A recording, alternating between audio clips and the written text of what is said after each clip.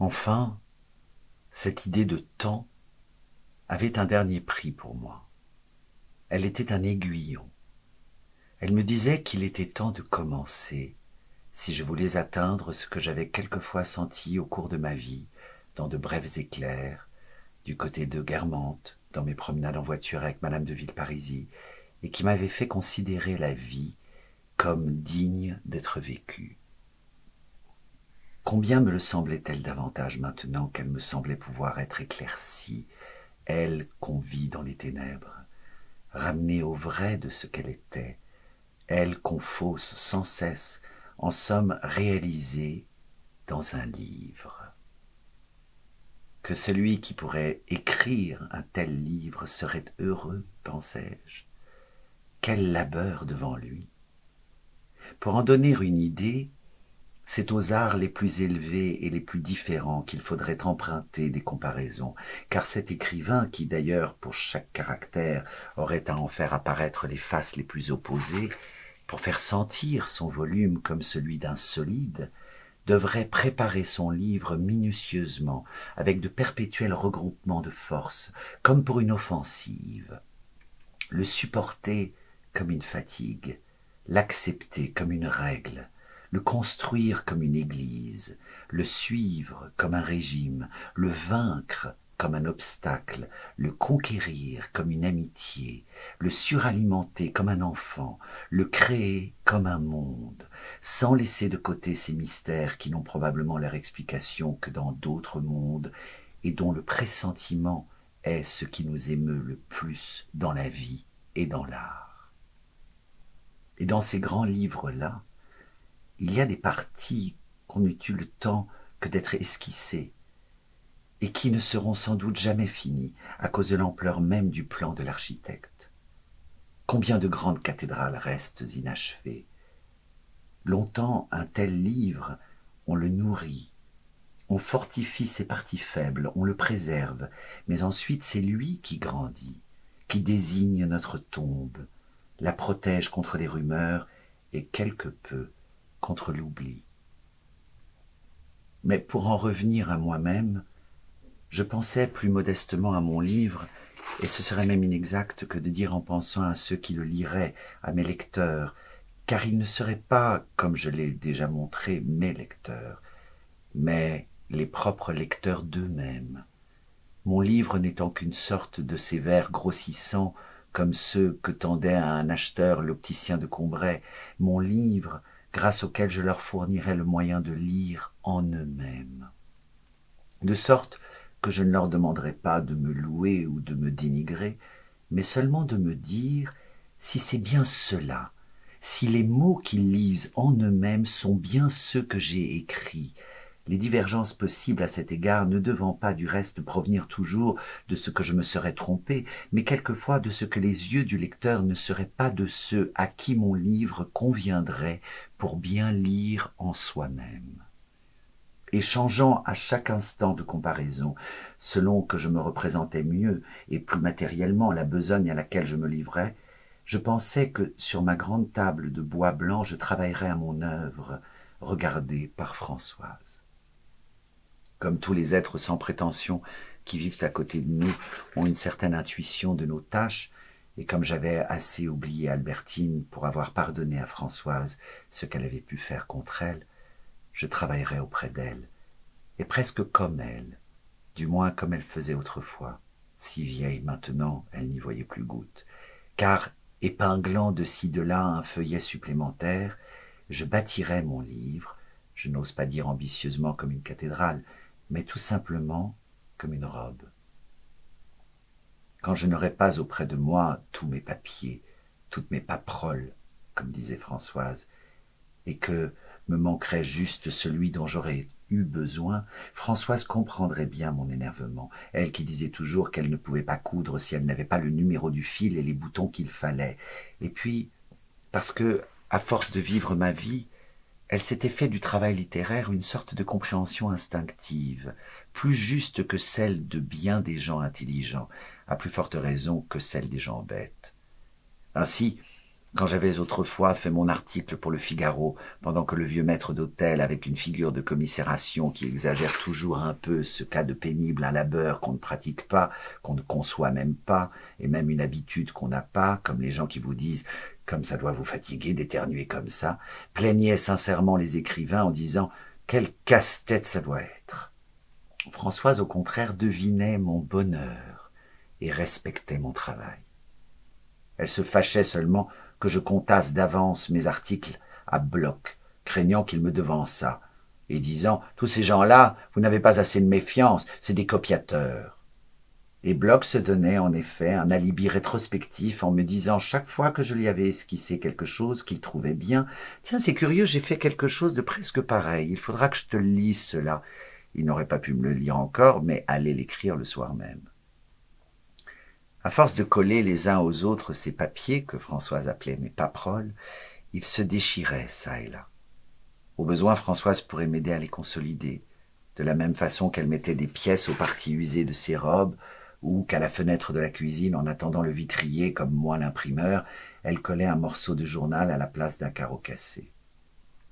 Elle me disait, en me montrant mes cahiers rongés comme le bois où l'insecte s'est mis, « C'est tout mité, regardez, c'est malheureux.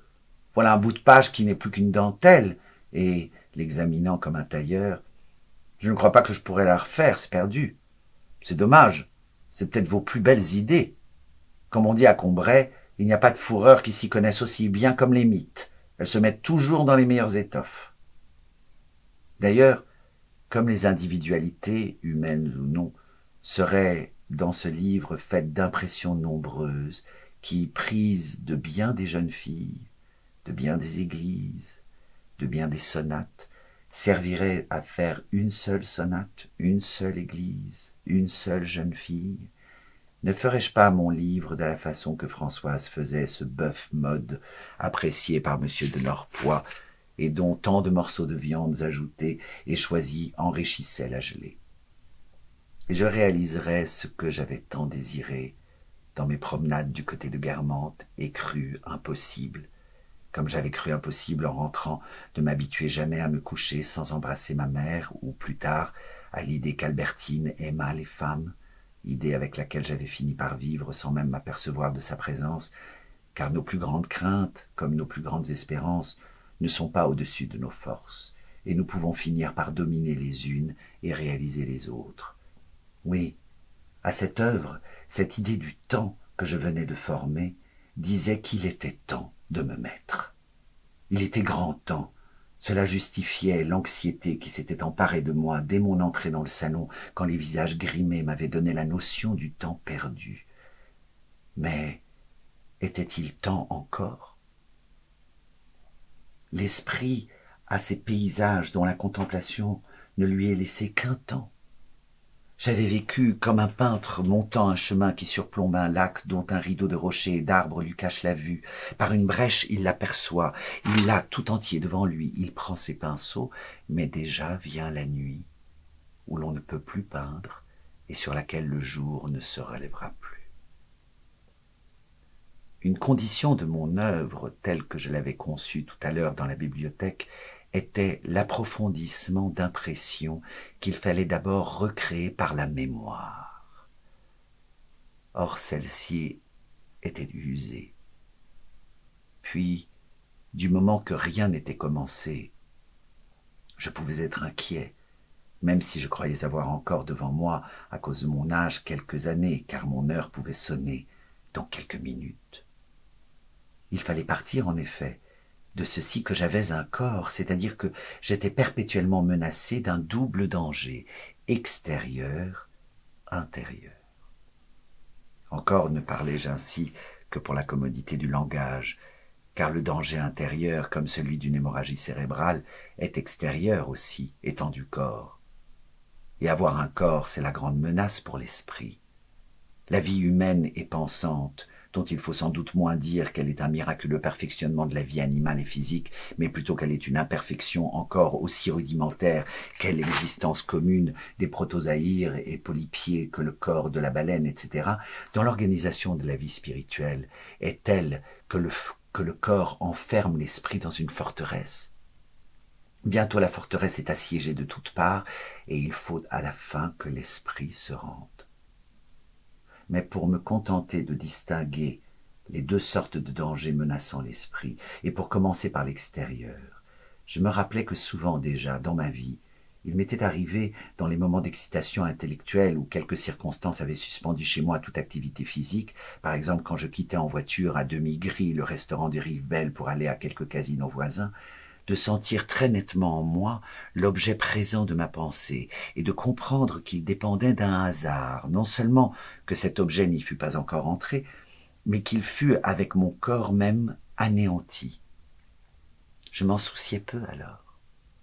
Mon allégresse n'était pas prudente, pas inquiète. Que cette joie fuit dans une seconde et entra dans le néant, peu m'importait. Il n'en était plus de même maintenant.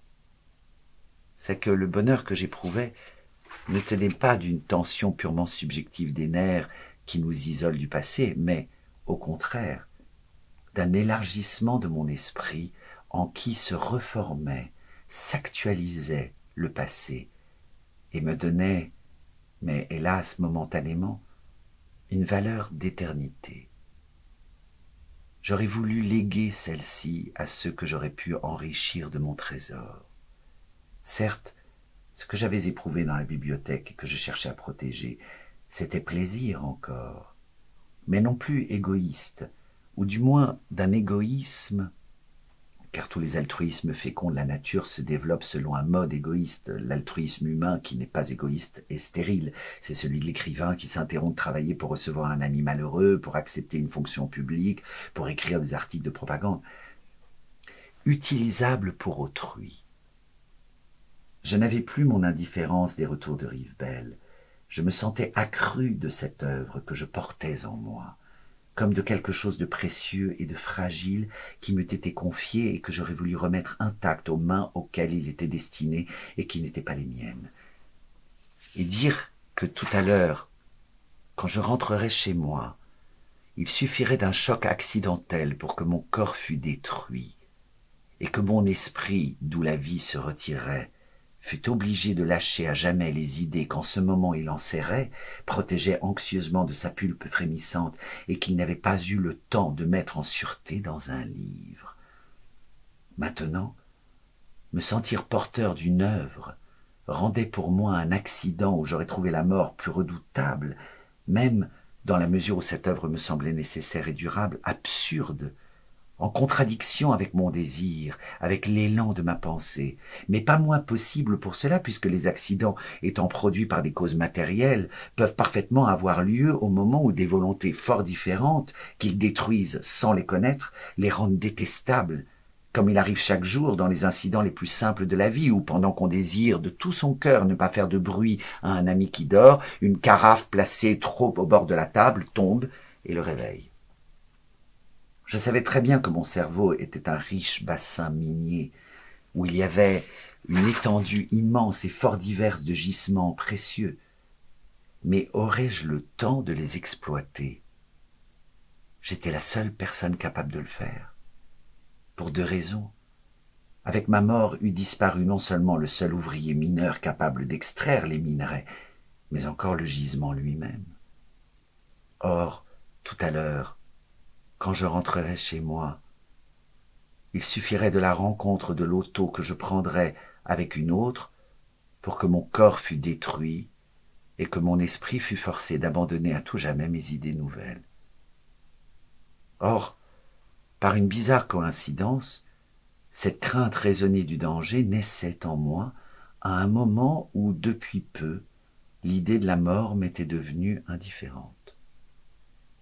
La crainte de n'être plus moi m'avait fait jadis horreur, et à chaque nouvel amour que j'éprouvais pour Gilberte, pour Albertine, parce que je ne pouvais supporter l'idée qu'un jour, l'être qui les aimait n'existerait plus, ce qui serait comme une espèce de mort.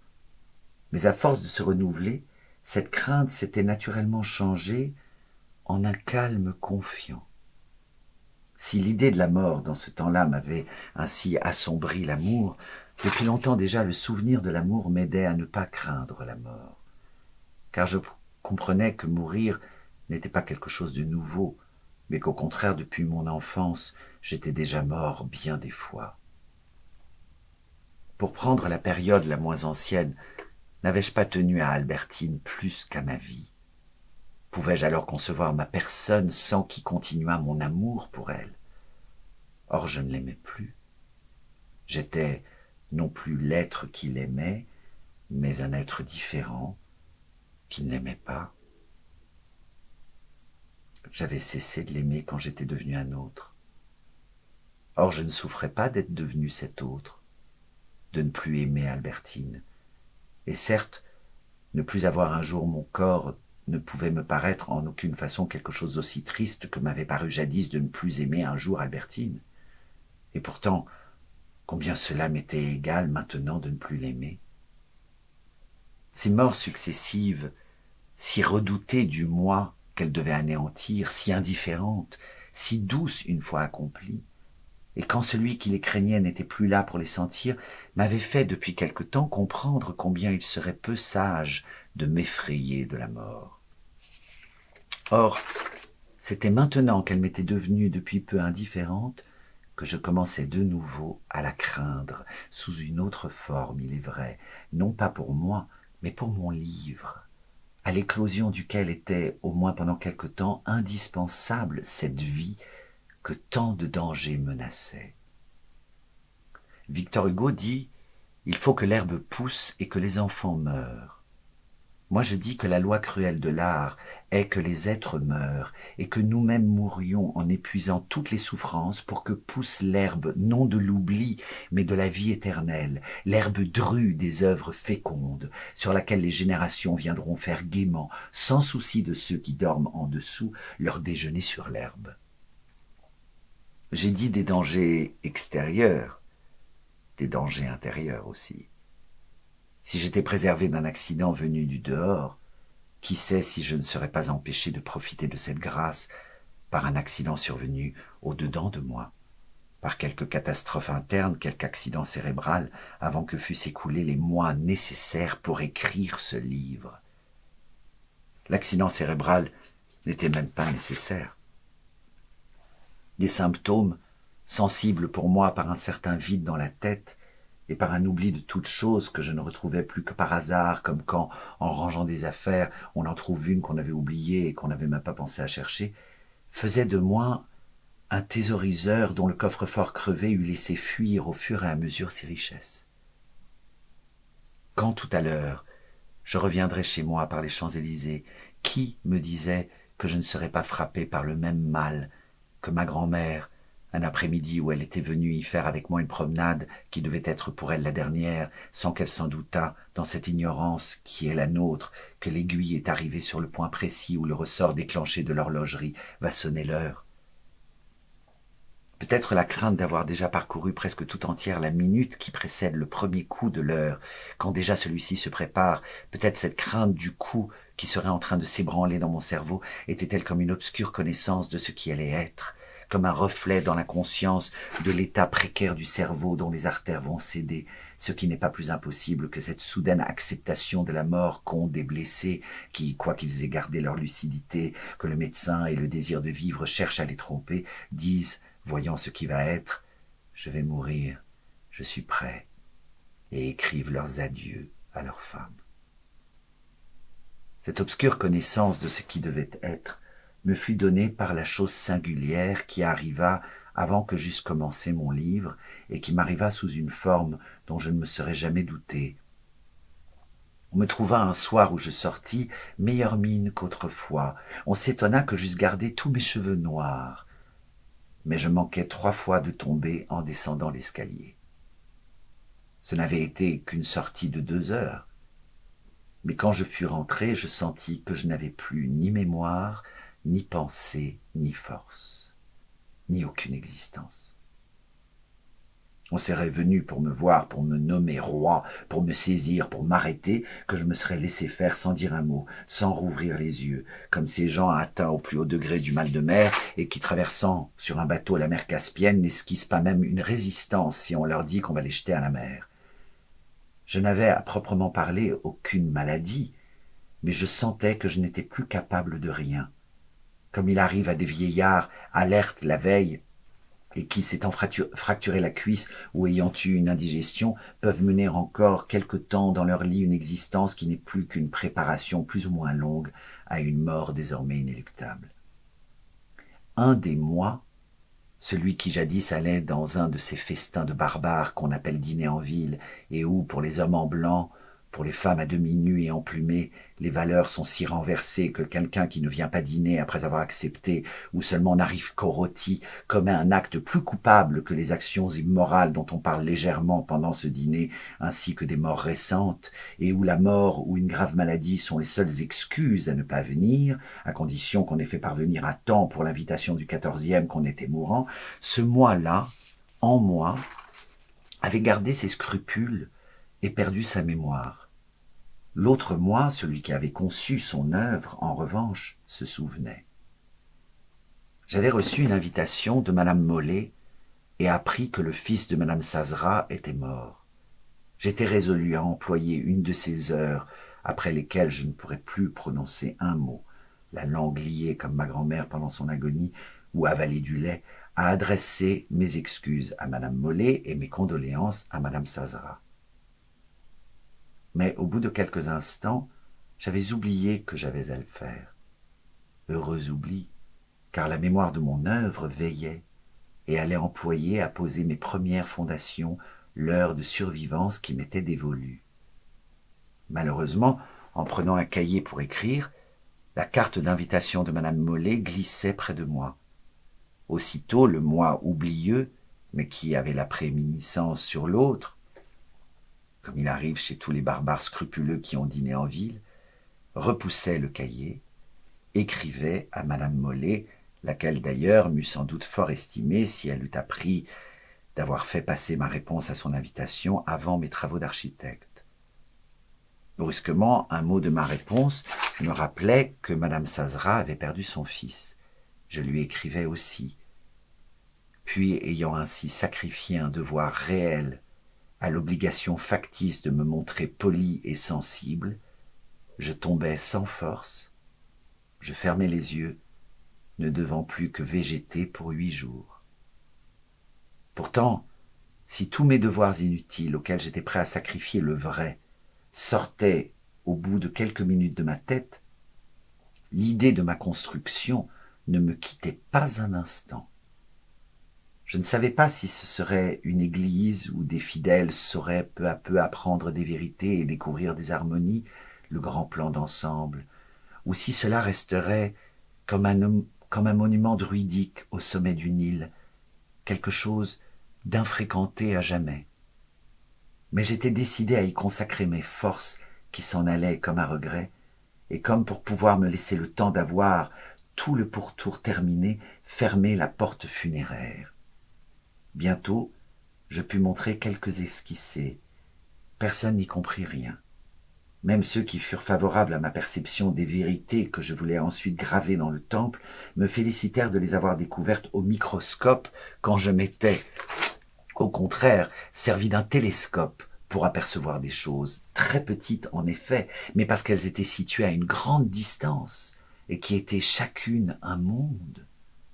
Là où je cherchais les grandes lois, on m'appelait fouilleur de détails. D'ailleurs, à quoi bon faisais-je cela? J'avais eu de la facilité jeune, et Bergotte avait trouvé mes pages de collégien parfaites, mais au lieu de travailler, j'avais vécu dans la paresse, dans la dissipation des plaisirs, dans la maladie, les soins, les manies, et j'entreprenais mon ouvrage à la veille de mourir, sans rien savoir de mon métier. Je ne me sentais plus la force de faire face à mes obligations avec les êtres, ni à mes devoirs envers ma pensée et mon œuvre, encore moins envers tous les deux. Pour les premiers, l'oubli des lettres à écrire simplifiait un peu ma tâche. La perte de la mémoire m'aidait un peu en faisant des coupes dans mes obligations. Mon œuvre les remplaçait. Mais tout d'un coup, au bout d'un mois, l'association des idées ramenait avec mes remords le souvenir. Et j'étais accablé du sentiment de mon impuissance. Je fus étonné d'être indifférent aux critiques qui m'étaient faites. Mais c'est que, depuis le jour où mes jambes avaient tellement tremblé en descendant l'escalier, j'étais devenu indifférent à tout. Je n'aspirais plus qu'au repos, en attendant le grand repos qui finirait par venir. Ce n'était pas parce que je reportais après ma mort l'admiration qu'on devait, me semblait-il, avoir pour mon œuvre que j'étais indifférent au suffrage de l'élite actuelle. Celle d'après ma mort pourrait penser ce qu'elle voudrait. Cela ne me souciait pas davantage. En réalité, si je pensais à mon œuvre et point aux lettres auxquelles je devais répondre, ce n'était plus que je misse entre les deux choses, comme au temps de ma paresse et ensuite au temps de mon travail, jusqu'au jour où j'avais dû me retenir à la rampe de l'escalier, une grande différence d'importance. L'organisation de mes mémoires, de mes préoccupations, était liée à mon œuvre, peut-être parce que, tandis que les lettres reçues étaient oubliées l'instant d'après, l'idée de mon œuvre était dans ma tête toujours la même, en perpétuel devenir.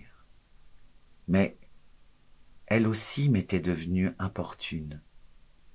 Elle était pour moi comme un fils dont la mère mourante doit encore s'imposer la fatigue de s'occuper sans cesse entre les piqûres et les ventouses. Elle l'aime peut-être encore, mais ne le sait plus que par le devoir excédent qu'elle a à s'occuper de lui.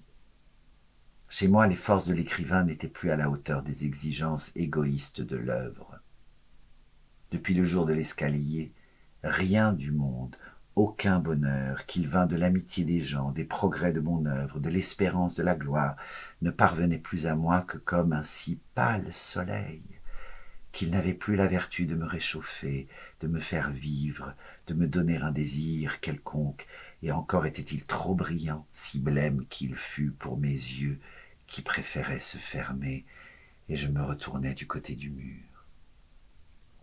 Il me semble pour autant que je sentais le mouvement de mes lèvres, que je devais avoir un petit sourire infime d'un coin de la bouche quand une dame m'écrivait « J'ai été surprise de ne pas avoir de réponse à ma lettre ».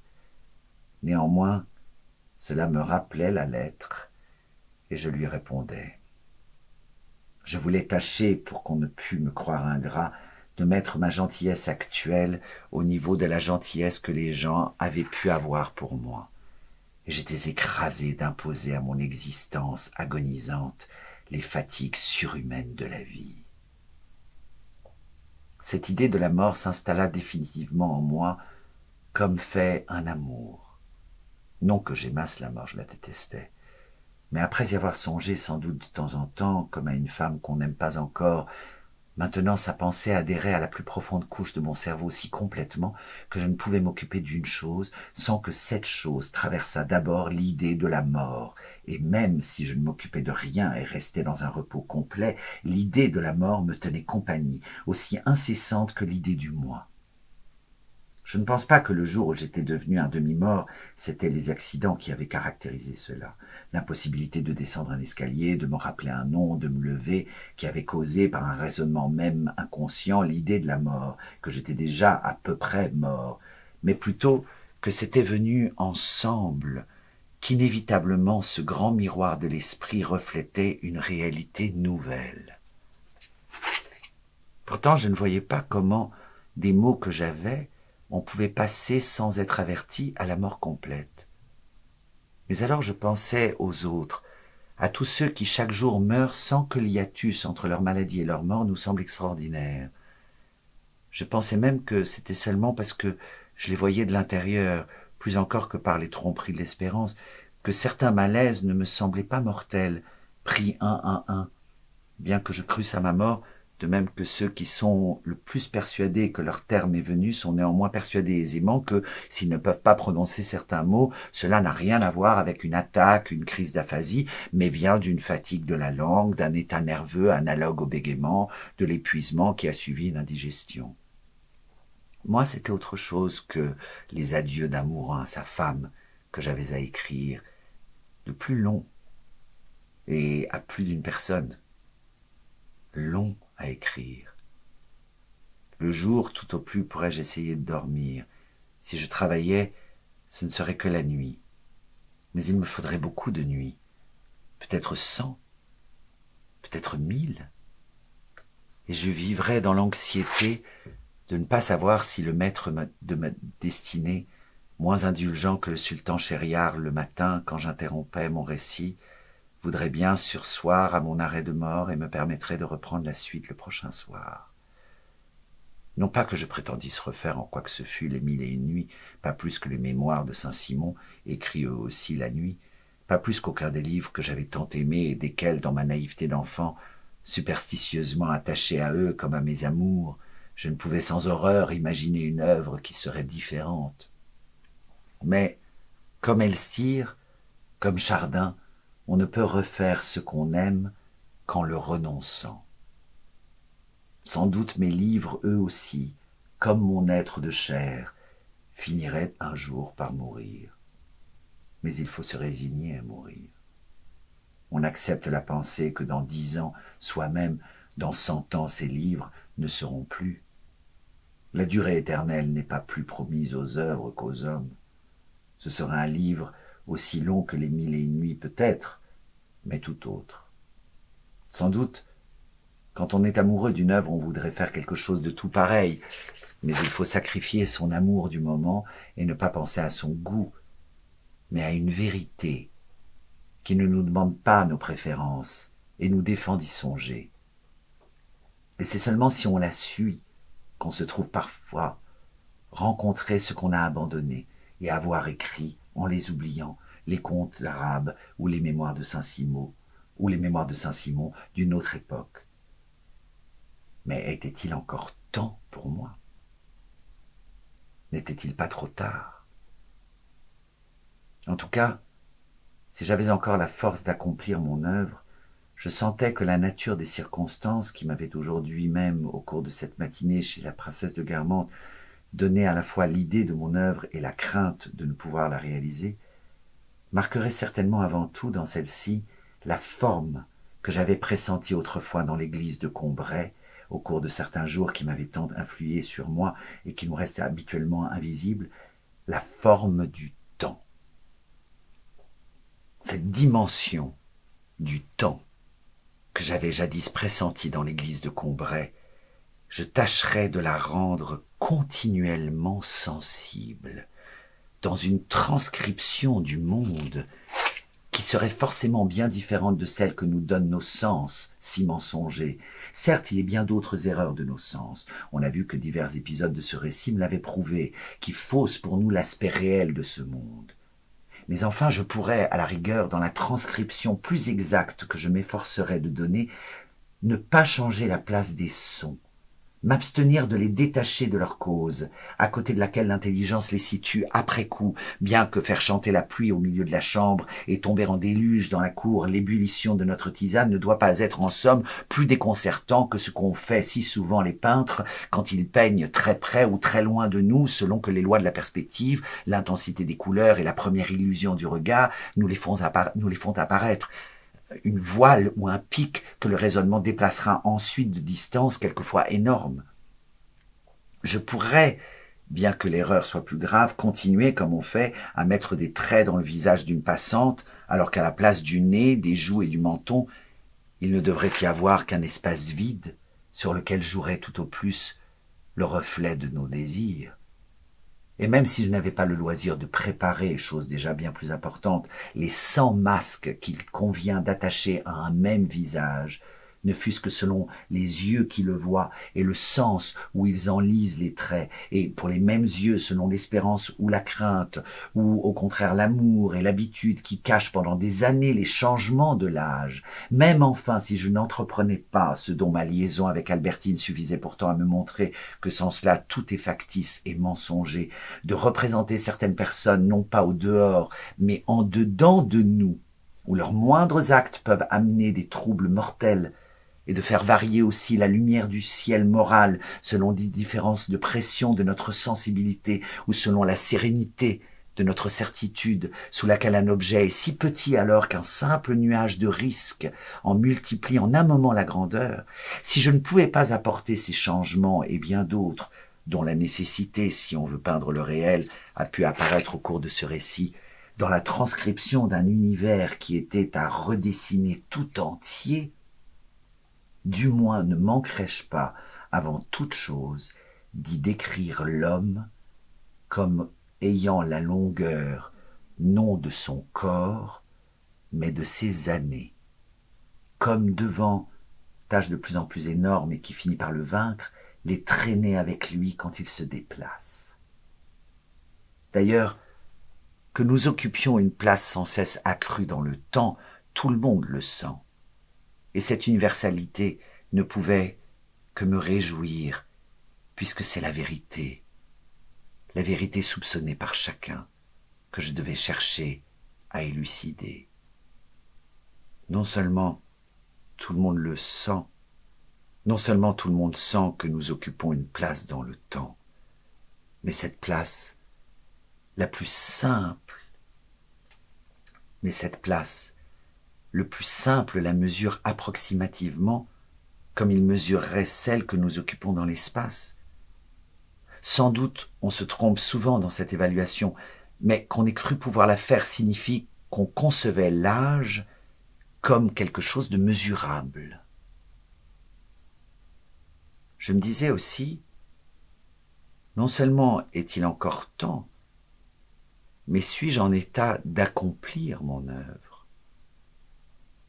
La maladie, qui en me faisant, comme un rude directeur de conscience, mourir au monde, m'avait rendu service, car si le grain de froment ne meurt après qu'on l'ait semé, il restera seul, mais s'il meurt, il portera beaucoup de fruits.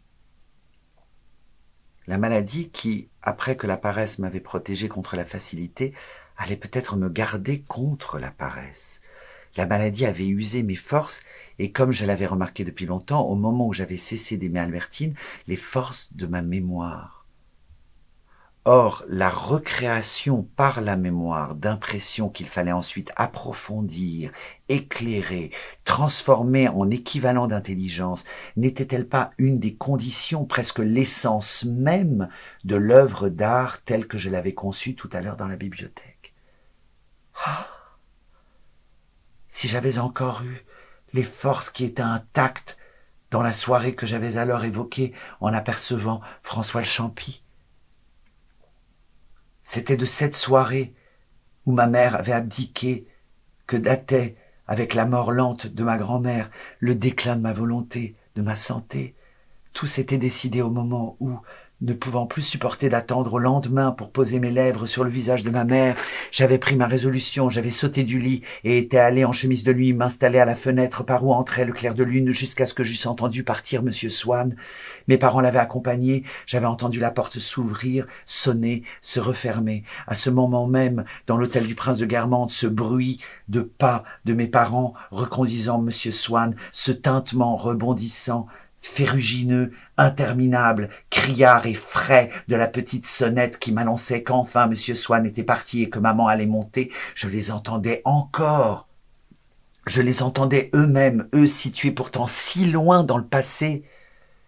Alors, en pensant à tous les événements qui se plaçaient forcément entre l'instant où je les avais entendus et la matinée guermante, je fus effrayé de penser que c'était bien cette sonnette qui tintait encore en moi, sans que je puisse rien changer au criarement de son grelot, puisque ne me rappelant plus bien comment il s'éteignait pour le réapprendre, pour bien l'écouter, je dus m'efforcer de ne plus entendre le son des conversations que les masques tenaient autour de moi. Pour tâcher de l'entendre de plus près, c'est en moi-même que j'étais obligé de redescendre. C'est donc que ce tintement y était toujours. Et aussi, entre lui et l'instant présent, tout se passait indéfiniment déroulé que je ne savais pas que je portais. Quand il avait teinté, j'existais déjà. Et depuis, pour que j'entendisse encore ce tintement, il fallait qu'il n'y eût pas eu discontinuité, que je n'eusse pas un instant pris de repos, cessé d'exister, de penser, d'avoir conscience de moi, puisque cet instant ancien tenait encore à moi, que je pouvais encore le retrouver, retourner jusqu'à lui, rien qu'en descendant plus profondément en moi. C'était cette notion du temps incorporé, des années passées non séparées de nous, que j'avais maintenant l'intention de mettre si fort en relief dans mon œuvre. Et c'est parce qu'ils contiennent ainsi les heures du passé que les corps humains peuvent faire tant de mal à ceux qui les aiment, parce qu'ils contiennent tant de souvenirs, de joie et de désirs déjà effacés pour eux, mais si cruels pour celui qui contemple et prolonge dans l'ordre du temps le corps chéri dont il est jaloux, jaloux jusqu'à en souhaiter la destruction. Car après la mort, le temps se retire du corps et les souvenirs si indifférents, si pâlis, sont effacés de celle qui n'est plus et le seront bientôt de celui qu'ils torturent encore, eux qui finiront par périr quand le désir d'un corps vivant ne les entretiendra plus. J'éprouvais un sentiment de fatigue profonde, à sentir que tout ce temps si long, non seulement avait sans une interruption été vécu, pensé, secrété par moi, qu'il était ma vie, qu'il était moi-même, mais encore que j'avais à toute minute à le maintenir attaché à moi, qu'il me supportait, que j'étais juché à son sommet vertigineux, que je ne pouvais me mouvoir sans le déplacer avec moi. La date à laquelle j'entendais le bruit de la sonnette du jardin de Combray, si distant et pourtant intérieur, était un point de repère dans cette dimension énorme que je ne savais pas avoir. J'avais le vertige de voir au-dessous de moi et en moi pourtant, comme si j'avais des lieues de hauteur. Tant d'années. Je venais de comprendre pourquoi le duc de Guermantes, dont j'avais admiré en le regardant assis sur une chaise combien il avait peu vieilli, bien qu'il eût tellement plus d'années que moi au-dessous de lui, dès qu'il s'était levé et avait voulu se tenir debout, avait vacillé sur des jambes flageolantes comme celles de ces vieux archevêques sur lesquels il n'y a de solide que leurs croix métalliques et vers lesquelles s'empressent les jeunes séminaristes, et ne s'était avancé qu'en tremblant comme une feuille sur le sommet peu praticable de 83 années, comme si les hommes étaient juchés sur de vivantes échasses grandissant sans cesse, parfois plus hautes que des clochers, finissant par leur rendre la marche difficile et périlleuse, et d'où tout d'un coup ils tombent. Je m'effrayais que les miennes fussent déjà si hautes sous mes pas. Il ne me semblait pas que j'aurais encore la force de maintenir longtemps attaché à moi ce passé qui descendait déjà si loin et que je portais si douloureusement en moi. Si du moins elle m'était laissée assez de temps pour accomplir mon œuvre, je ne manquerais pas de la marquer au sceau de ce temps dont l'idée s'imposait à moi avec tant de force aujourd'hui, et j'y décrirais les hommes. Cela dut-il les faire ressembler à des êtres monstrueux, comme occupant dans le temps une place autrement considérable que celle si restreinte que leur est réservée dans l'espace, une place, au contraire, prolongée sans mesure, puisqu'ils touchent simultanément comme des géants, plongés dans les années à des époques vécues par eux si distantes, entre lesquelles tant de jours sont venus se placer dans le temps.